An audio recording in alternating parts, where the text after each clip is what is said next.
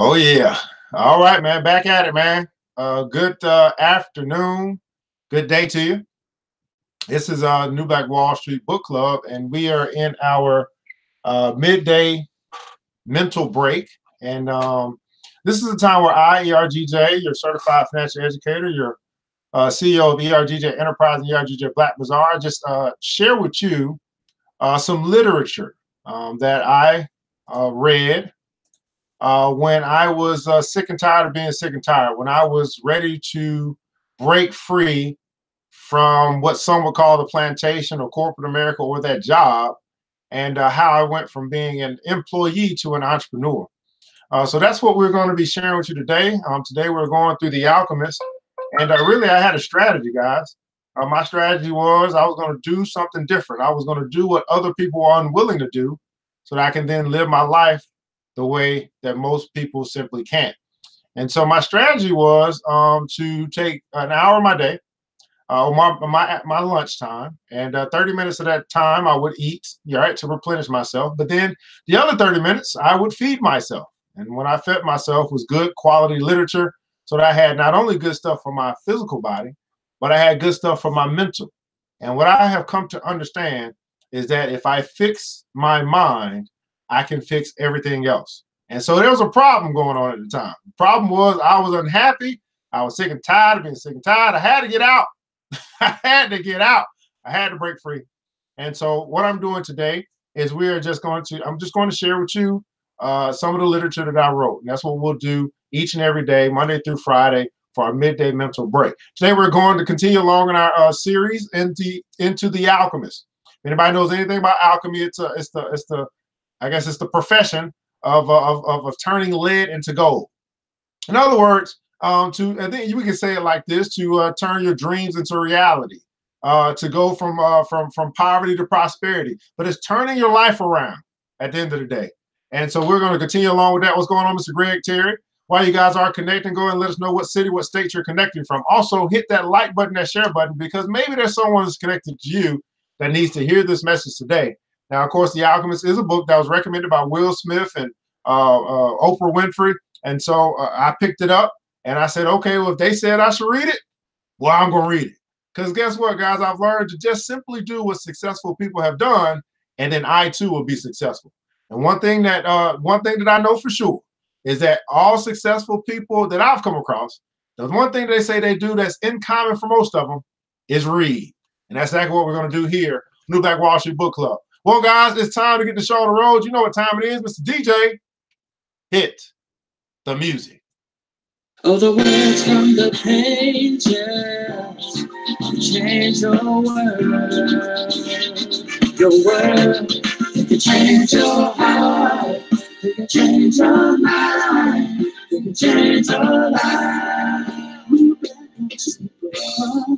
Can change your world. All right, my beautiful people, man. Again, thanks so much for joining us. This is ERGJ, your certified financial educator, CEO of ERGJ Enterprise and ERGJ Black Bazaar, and also international best-selling author of the book, The Black Billionaires Club, which is actually a club that you can join and be a part of. It's a part of what we do here. The New Black Wall Street Book Club is inside. It's a benefit that comes with being a member of the Black Billionaires Club. Well, you can choose to join that club by simply going to theblackbillionairesclub.com, theblackbillionairesclub.com. Join today. And when you join, you're going to get some benefits. We have a personal development mastermind group, a business development mastermind group, financial literacy, and also investment education, among other benefits that we'll bring as we continue to move along and we build together. We build together. I was wondering why you said, Greg Terry is in Oakland, man. I was wondering why you said good morning. That's right, 3 hours behind. I guess it's 10 o'clock over there. So good morning to you, afternoon over here on the east side, on the East Coast.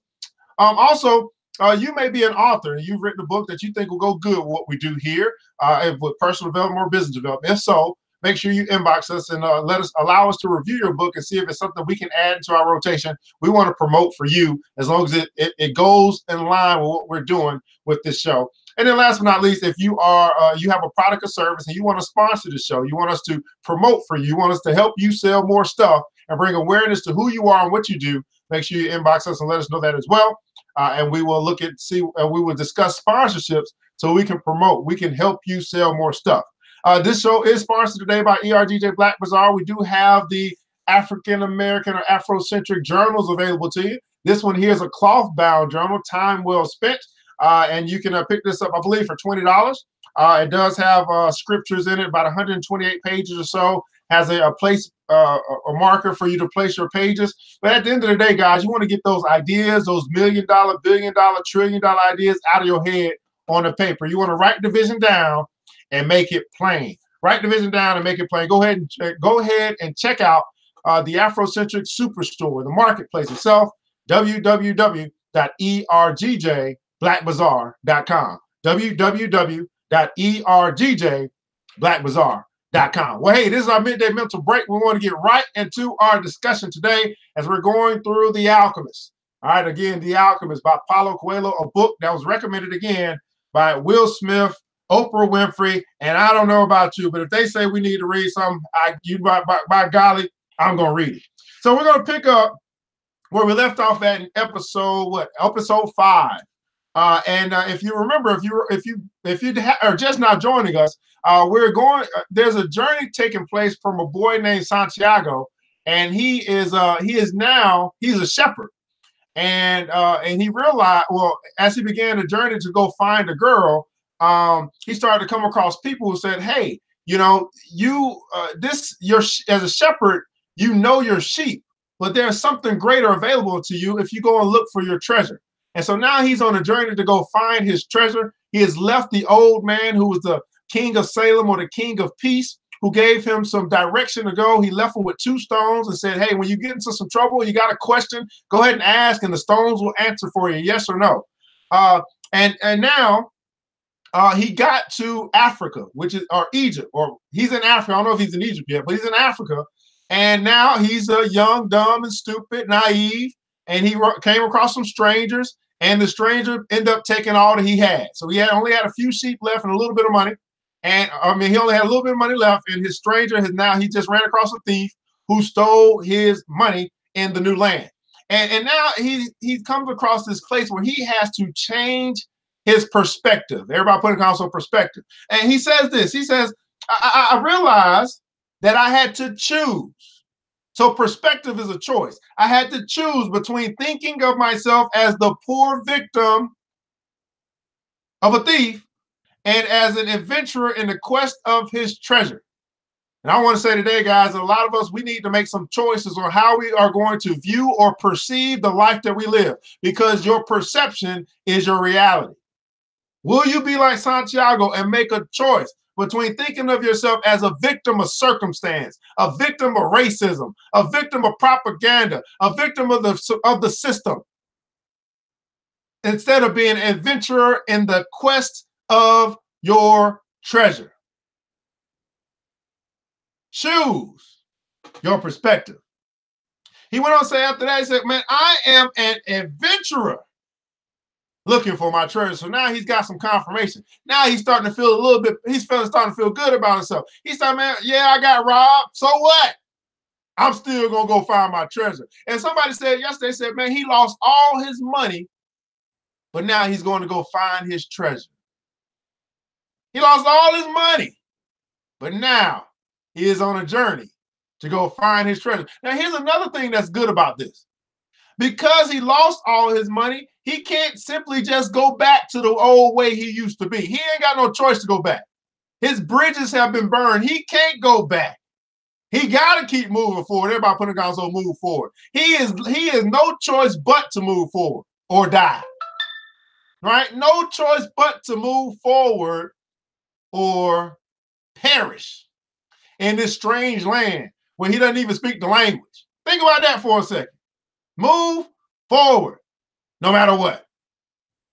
He was shaken into wakefulness by someone. He had fallen asleep in the middle of the marketplace, and life in the plaza was about to resume. Looking around, he saw his sheep and then realized that he was in a new world. But instead of being saddened, he was happy. He no longer had to seek out food and water for the sheep. He could go in search of his treasure instead. He no longer had all these responsibilities, all these reasons, all these excuses of why he couldn't go after his treasure. He was unencumbered.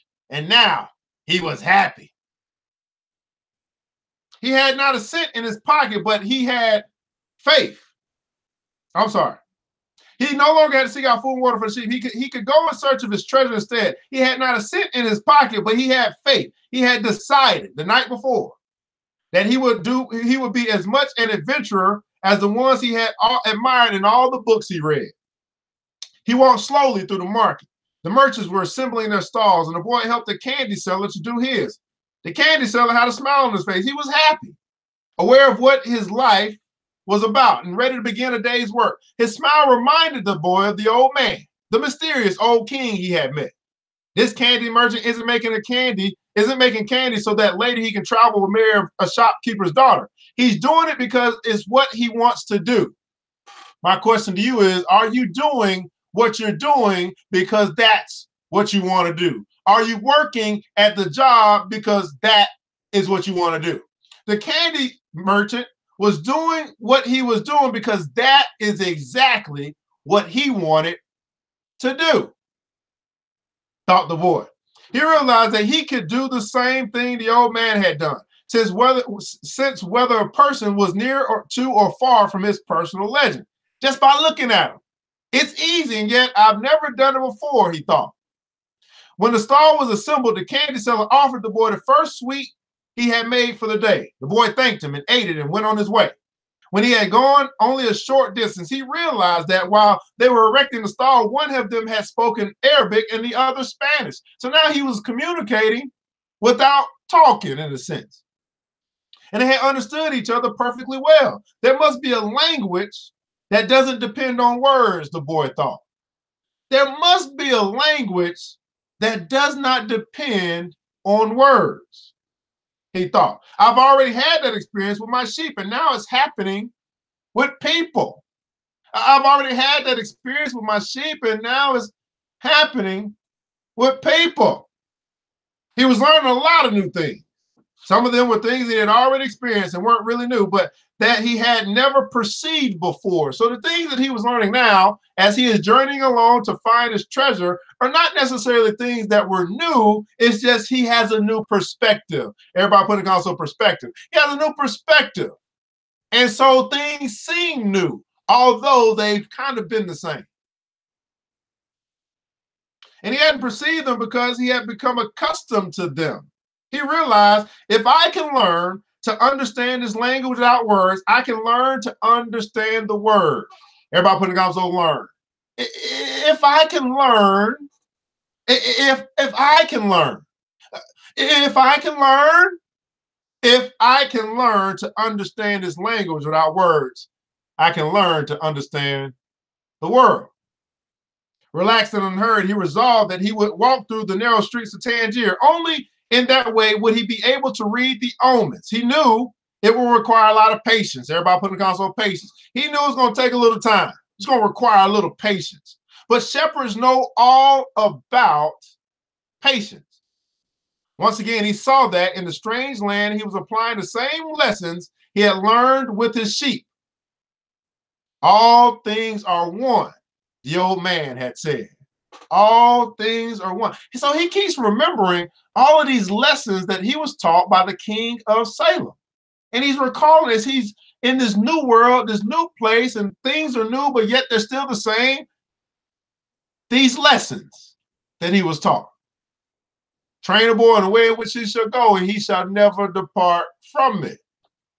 What lessons are you sharing or you teaching to your children that they should remember as they get older?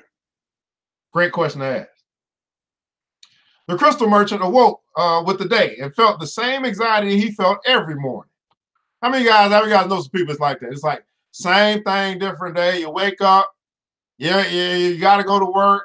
You ain't looking forward to it. You're like, man, and I got to go back in here again. Same. You woke up with the same anxiety he felt every morning. Every Monday through Friday, I feel the same way.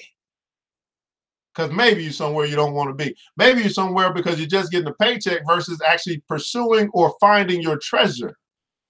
I don't know. He had been in the same place for 30 years. A shop at the top of a hilly street where few customers passed. Now it was too late to change anything.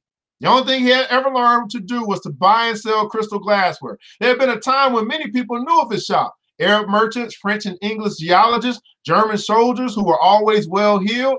In those days, it had been wonderful to be selling crystal. And he had thought how he would become rich and have beautiful women at his side as he grew older. But as time passed, Tangier had changed. The nearby city of Quetta had grown faster than Tangier, and businesses had fallen off.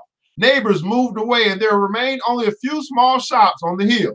And no one was going to climb the hill just to browse through a few small shops. You know what that sounds like to me? Excuses. All these reasons he can come up with while people aren't coming to his shop to buy. All of these excuses. Times have changed. People ain't coming up to the hill no more. It's a bad location. All of these excuses. How many guys have been making some excuses for why you ain't getting the things you want out of life? Excuse after excuse after excuse. Reason after reason after reason why you are not getting the things that you want out of this life. Maybe you're like the crystal merchant. It used to be good, but it ain't good no more. And you'll feel like you can't change, you can't evolve, you can't adapt, can't make nothing different, can't do something different. I don't know. But the crystal merchant had no choice. He had lived 30 years of his life buying and selling crystal pieces, and now it was too late to do anything else. He spent the entire morning observing the infrequent comings and goings in the street. He had done this for years and knew the schedule of everyone who passed. Don't you think by now it's time to do something different? That doesn't necessarily mean that you got to get out of the business that you're in, but maybe you need to change the way in which you do business. I don't know, maybe. Just before lunchtime, a boy stopped in front of the shop. He was dressed normally, but the practiced eyes of the crystal merchant could see that the boy had no money to spend. Nevertheless, the merchant decided to delay his lunch for a few minutes until the boy moved on. A card hanging in the doorway announced that several languages were spoken in the shop. The boy saw a man appear behind the counter. I can clean up those glasses in the window if you want, said the boy. That way, the way they look now, nobody is going to want to buy them. Now, think about this for a second. All it took was a new perspective to realize what the problem was with this shop. Now, the shopkeeper has been in that shop for 30 years. And quite possibly, maybe he's become accustomed to the way things look. But now you got a fresh new eyes. Everybody put a console fresh new eyes who see the problem. It's a mess. It's dirty. Anybody ever had somebody come into your house or get in your car or something that you own? And you used to the mess. You used to the papers all over. You used to the receipts on the ground. You used to the way it smells. They're like, something is wrong. So the man looked at him without responding. In exchange, you could give me something to eat, said the boy.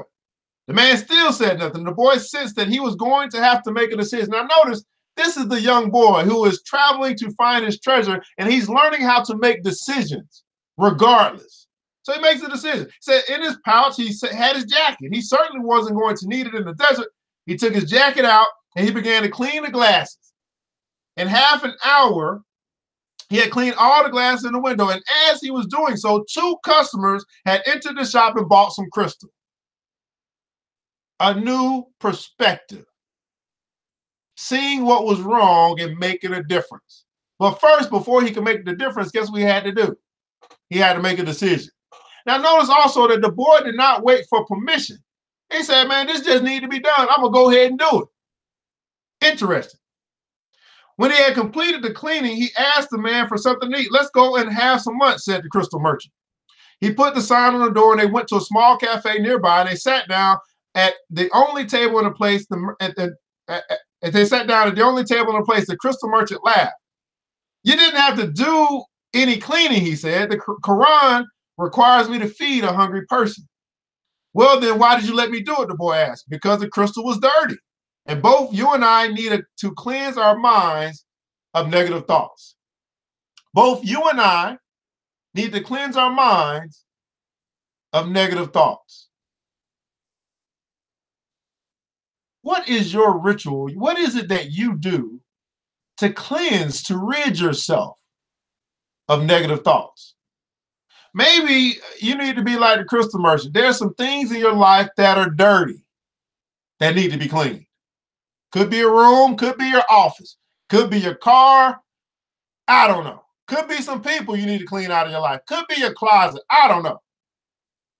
Maybe there's something in your life that's dirty and it needs to be cleaned so that you can rid yourself and cleanse your mind of negative thoughts.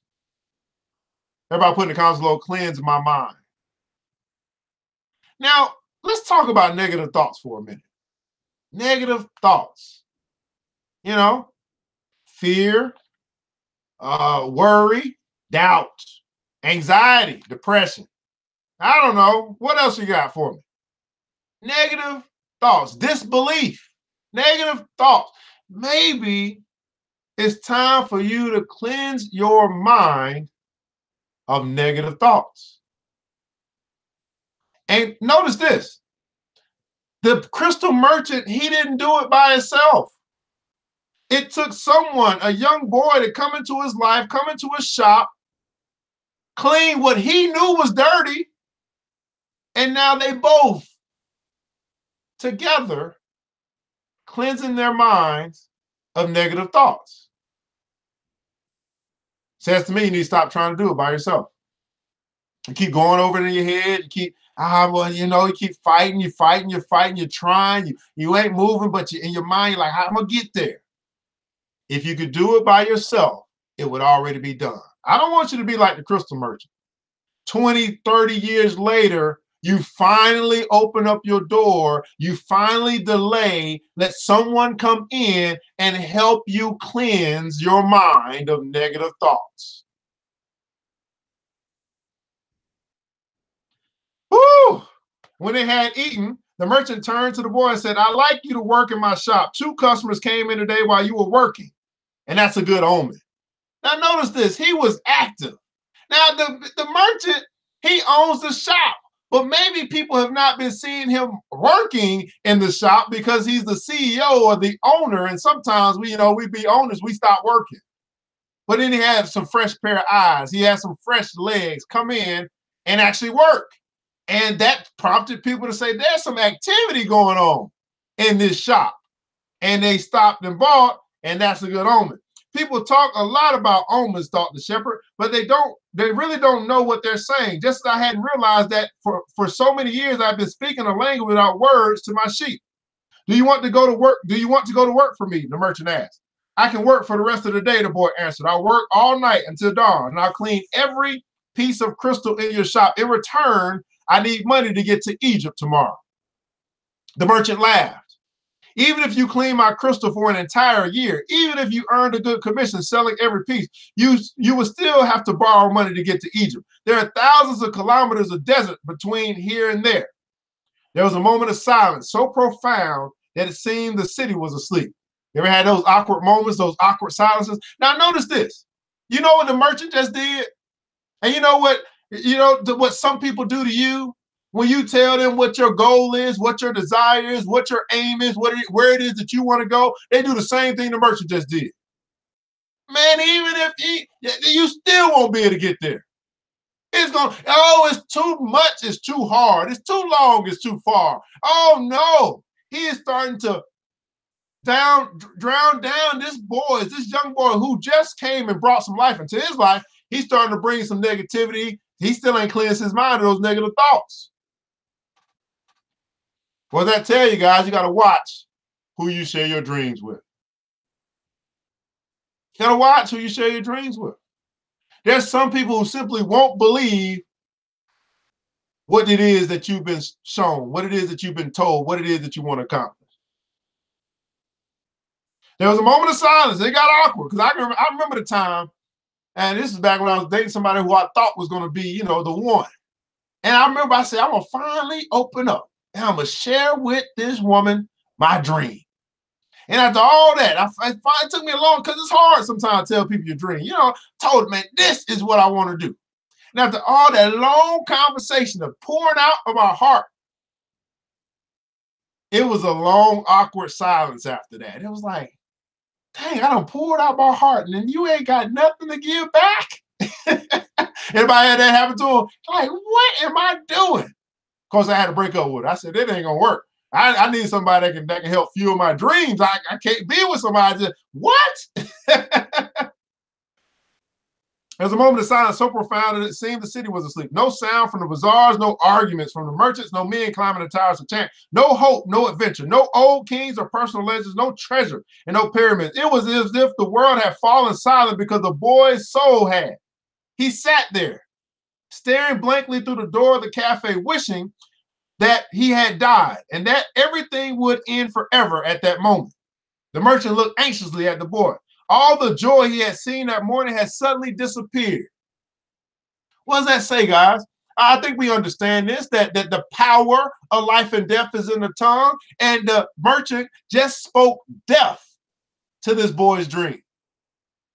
You ever talk to somebody and all of a sudden you see their countenance drop? Yeah, you got a son or a daughter, you speak something to them, you see their whole countenance, their whole demeanor go somewhere else. You're like, dang, I messed up. Why did I say that? That's what the old merchant is doing. He said, I saw all the joy he had this morning and suddenly changed. I can give you the money you need to get back to your country, my son, said the crystal merchant. The boy said nothing. He got up, adjusted his clothing, and picked up his pouch. I'll work for you, he said. And after a long silence, he added, I need money to buy some sheep. Uh-oh. Uh-oh. Whoa, look. I need money to buy some sheep. Uh-oh. So this is going to be another crossroads, I think. I don't know. We're going to pick up on part 2 tomorrow. But again, this young boy that came into this merchant's life, done cleaned up his place, done helped him to cleanse his mind of some negative thoughts, not all negative thoughts. And then when it gets to the boy's dream, the merchant just splashes dirt all over it. And now he's got the boy thinking, I'll never get to Egypt.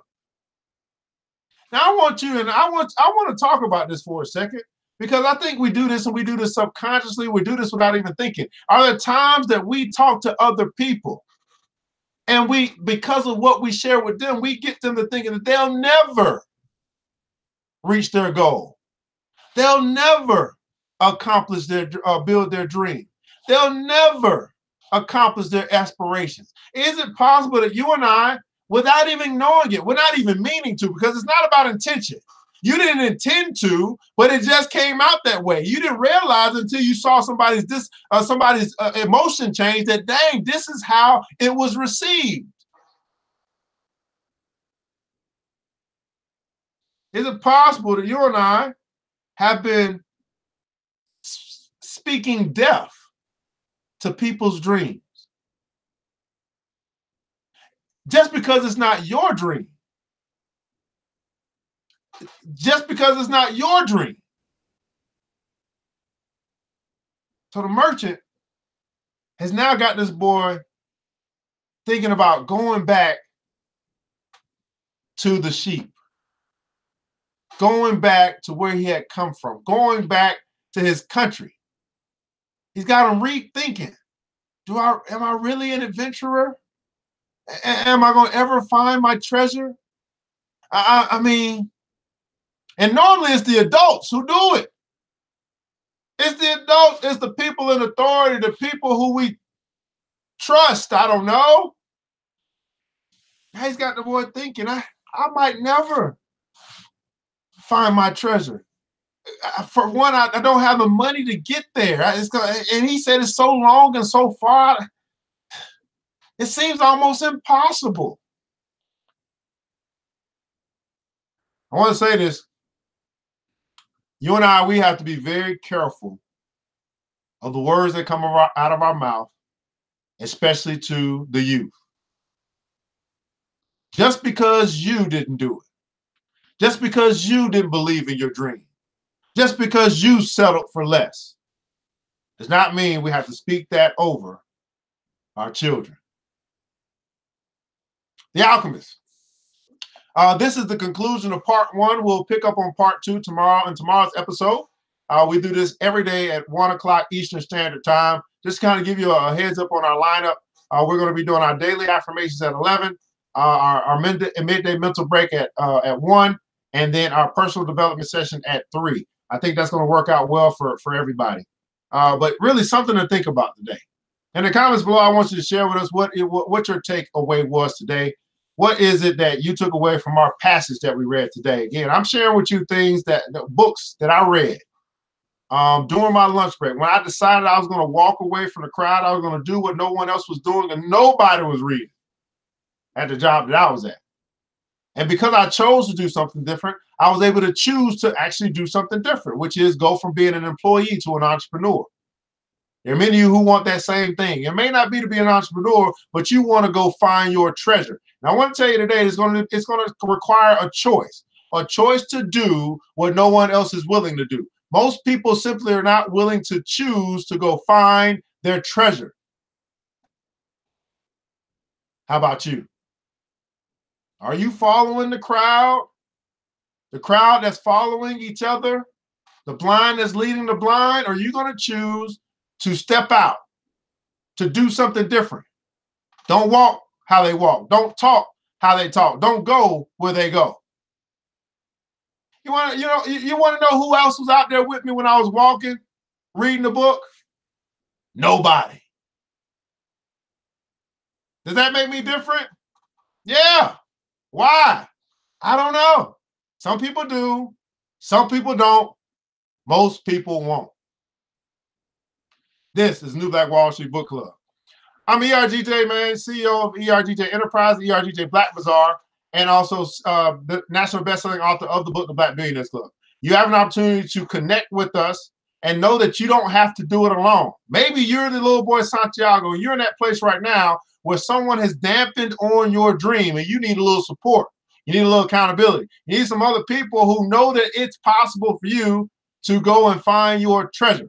Well, I want to invite you to join the Black Billionaires Club. Just simply go to theblackbillionairesclub.com, theblackbillionairesclub.com, and click join the club, and let's build your dream together. Well, guys, I want you to remember this, that it takes a village, and it starts with us. Let's build as we climb together. We all we got, people. And guess what? That's enough. Now, I pray to God, He preserve each and every one of you, that you will garner the courage to go after your treasure. Until tomorrow, you know what time it is. DJ, hit the music.